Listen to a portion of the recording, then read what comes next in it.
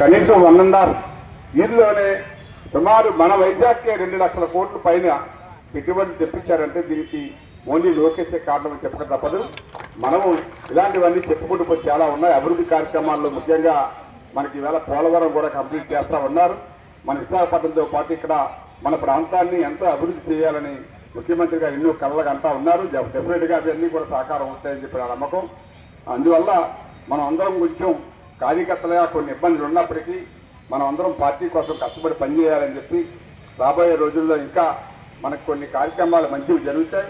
మనం అందరం కొంచెం ఓపికగా పార్టీకి పనిచేస్తూ ఈ పార్టీని అభివృద్ధి చేస్తూ ఈ ప్రభుత్వాన్ని మనం ఎక్కడికైనా ఏ సమస్య అయినా ఉంటే మన సమస్యలు తీర్చుకుంటూ ప్రజల్లో ఏదైతే ప్రభుత్వం వేళ కార్యక్రమాలు చేస్తుందో అవన్నీ కూడా ప్రజల్లో తీసుకెళ్ళి మరింత మనం లోతుగా ఇవన్నీ కూడా పబ్లిసిటీ చేస్తే ప్రభుత్వం యొక్క చర్య ప్రజలకు అర్థమవుతుందని చెప్పి తెలియజేస్తూ మరి ఆయన పుట్టినరోజు సందర్భంగా మనం అందరం కూడా కలుసుకొని ఒక సరదాగా ఆయనకి పుట్టినరోజు శుభాకాంక్షలు తెలియజేసినందుకు అందరికీ పేరు పేరు నమస్కారాలు తెలియజేస్తూ ఉన్నాను.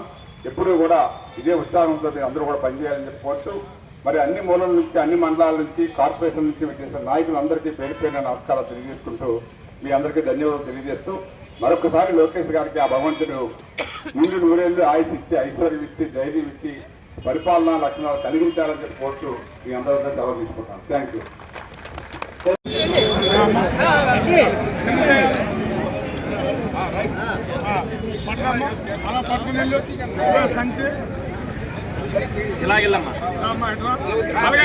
చిన్న వెనక్కి వచ్చేయండి.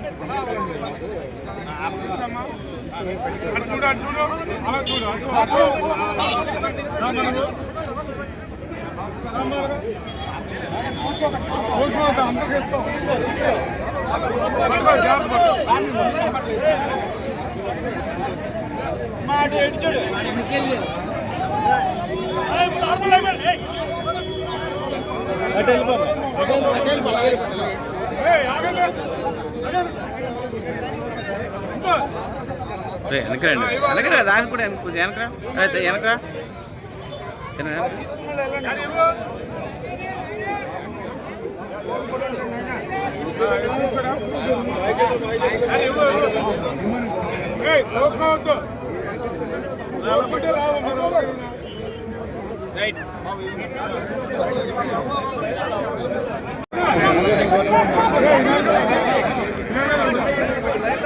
వెనక రండి కొంచెం వెనక్కి వచ్చి తీయండి వెనక్కి వచ్చి తీయండి ట్రైనే రావట్లేదు అక్కడ.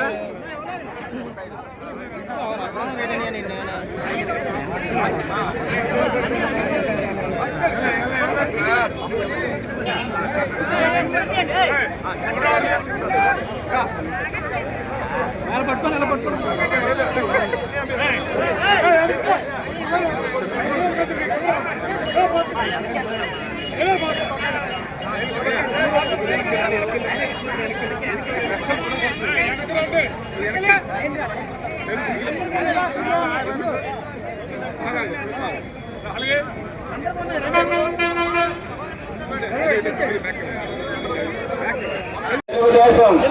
తెలుగుదేశం నారా లోకేష్ గారి నాయకత్వం, నారా లోకేష్ గారి నాయకత్వం, నారా లోకేష్ గారి నాయకత్వం, గంటి బాబ్జీ గారి నాయకత్వం.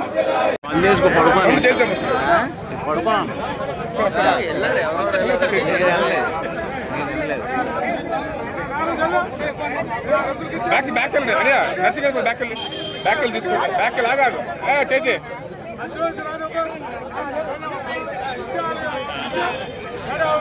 అదే ఈ బ్యాక్ వెళ్ళిపోతుంది.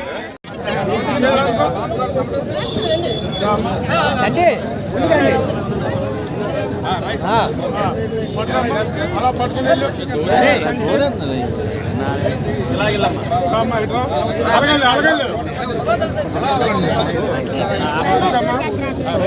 చూడు చూడు అలా చూడు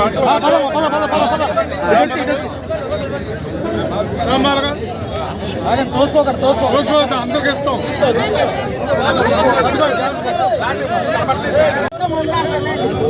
ఆడవాళ్ళు మొక్కలు ఒక్కొక్కరు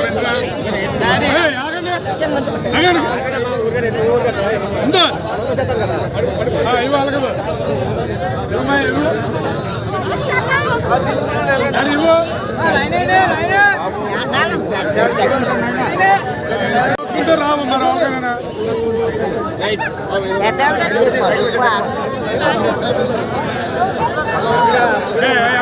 చెప్తాం